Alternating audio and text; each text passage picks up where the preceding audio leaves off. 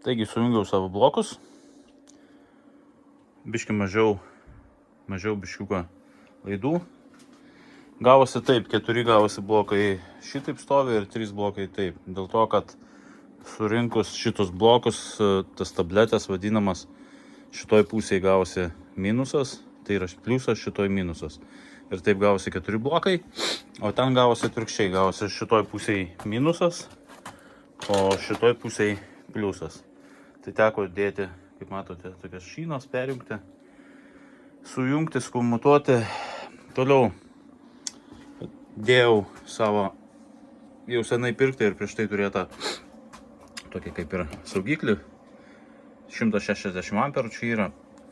Jis yra gana gal per didelis, aš buvau 24 voltams statęs. Tai reikės gal pakeisti saugiklį, nupirkti. Paprasčiausiai jį atkirtus ir sistema iš karto atsikerta.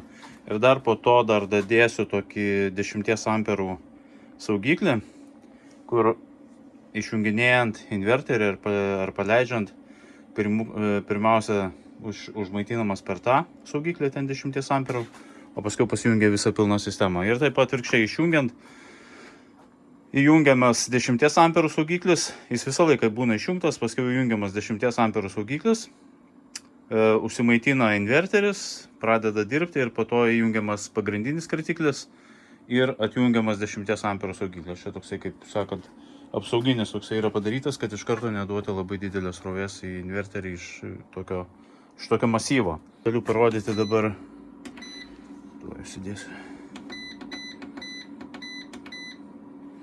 Kaip matote, 52,8 volto, 52,9. Pajungsiu štai ventiliatorių. Įjungiame ventiliatorių. Kažkur tai 2 kW yra. Temperatūros dačiko neturiu, tai patikėkit manim, įsijungia, girdite, invertorius dirba. Galim, 52,5 nukrito įtampa. Beveik 2 kW ima ir dabar galime dar pamatuoti, kokią srovė eina. Kaip matote, iš saulės panelių ima 470 W. Tai jeigu tai pasižiūrėti, aišku dabar diena, bet yra pas mus apsiniaukę. Tai galime pažiūrėti, koks amperažas eina. Mato 31 amperas. 31 amperas. Čia yra 10, man atrodo, milimetrų, 10 kvadratų tai yra laidas. Čia dėjau dvigubus, nes čia yra, man atrodo, po 8 kvadratus. Kaip sakant, kad atlaikytų biškai didesnės rovės ir kad nebūtų laidų kaitimas, kaip sakant. 52,5. Baterijos, 7,6, 7,5 buvo 7,6 per vieną, galim sakyti, voltą pakrito. Čia 7,6 dar lieka, 7,6 šitoj pusėje. Tai dar galim pažiūrėti per šitos du laidus, kai eina, per vieną ir per kitą. 14. Irgi 14.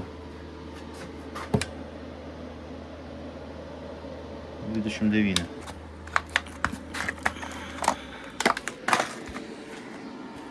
Tai va, daugmaž pasilygino. Kaip matot, neišbėgo niekas balansyrai. Čia vienas šiek tiek raudonai dega. Šitie žaliai. Kaip matote, balansyrai kaip ir dirba. Nieko jiems nelabai jie čia taip ir raudonuoja, kaip sakant, nelabai ten tos rovės. Dabar nėra taip pilnai išsibalansavę blokai, dėl to ir tie balansyrai dirba minimaliai. Ką dar noriu parodyti, tai turiu štai tokį balansyrą irgi nusipirkęs gana senokai, kai dar turėjau prieš tai tas sistemas tai pajungtos, tai bandysiu pajungti. Čia yra 20, man atrodo, vienam kontaktui. Čia panašiai ir išeina 21 kontaktas. Pajungti šitą balansyrą galima žiūrėti per telefoną, kiek yra tarp va šitų gnybtų. Ir šitas balansyras tada dar padės šitiems palyginti įtampas pačiose blokuose. Ir tie, kas žiūri, ten sako, kad tavo balansyrai nieko neveiks, kaip matote veikia. Toliau šitą sistemą daugmaž paleisiu namams, tai yra maitinimą pilnai apie kovo mėnesį, kovo pabaigoj, gal net ir kovo, kada pradės jau saulė normaliai šviesti.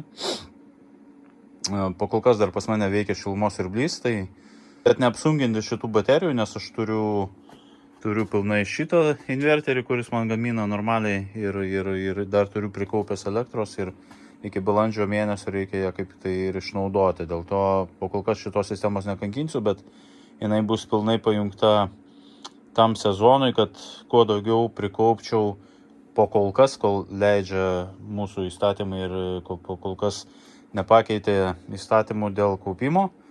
Tai šita ir sistema ir yra tam, kad vasarą maitintis ir, ta prasme, savo visiems poreikiams užtenka va šitos va sistemos, o visą kitą sistemą nukreipti į kaupimą ir prisikaupti žiemai, kad turėčiau šildymui su šilumos siurbliu.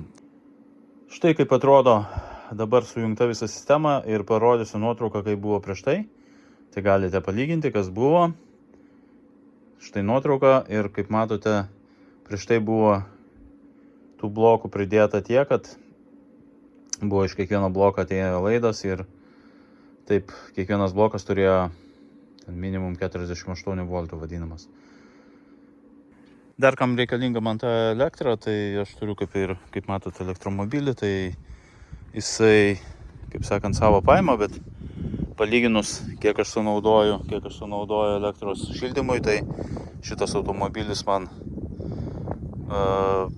ima tik tai 60 kW yra baterija, tai kad ją pilnai pakrauti man vienos dienos pilnai pakanka. Tai yra apie 6 valandas aš nustatęs esu krovimą ten iki 10 kW iš tinklų, nes mano ribinė yra 14 kW sistema.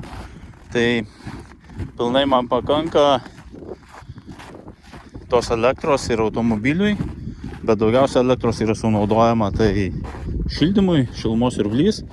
Kitam gal video parodysiu, kiek šilumos siurblys suvalgė, ta prasme, kiek suvartojo šildymui. Ir labai daug buvo verkimo, kad šilumos siurblys daug ką užšalo, pas mane viskas normaliai veikia. Kaip matote, sniego labai daug pas mumis, Šilutės rajonas, tai iš tikrųjų pridrėbė nemažai. Dabar pavojingiausias laikotarpis dabar, kai prasidės visas tirpimas, nes nusimato dabar pliusinės temperatūros. Jeigu bus viskas normaliai, tai jeigu nelys, tai išgyvensime, o jeigu pradės lyti, tai bus labai didelė problema, nes pas mane čia labai smarkiai pradeda kauptis vanduo. Pasidžiaukim dar tom sniegom, ką turim, vaikai turbūt jau atsidžiaugė ir jau jo ir gal nebenori.